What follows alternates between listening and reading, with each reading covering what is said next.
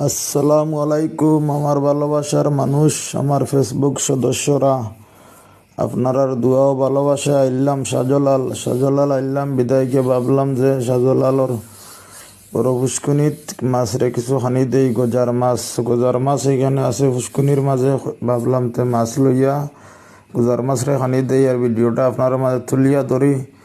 যে সিলেট বন্দরে তো সব ঘুরা ফিরা কাজে আমি ব্যস্ত আছি, একটু সময় পাইলে আইবা সাজলাল আইয়া মনের একটু আফসোস আছে, দোয়া লইয়া যাইবা, মাজার জিয়ারত করে যাইবা। সাজলাল সাবর মাজার 360 উলিয়ার মাজার। এই আমি মাছ লইয়া অবস্থান করলাম, গিয়া গজার মাছ রে খানি দিমু।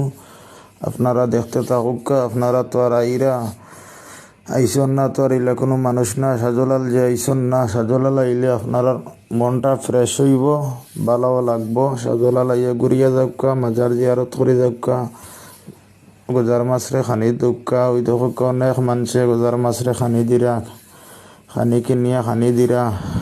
মাছ আছে এইখানে, মাছ বিকে 20 টাকা করে প্লেট। এই আমি দিরাম খানি দেখোকা। বর্তমানে আমি খানি দিরাম গজার মাছ রে। গজার মাছ খুব বড় বড় গজার মাছগুলো তো দেখাইতাম পারলাম না। মানুষের একটু বীর বিদায় গিয়া সব মানছে গজার মাছ রে খানি দের, আমিও খানি দিরাম। ও দেখোকা খানি দিরাম।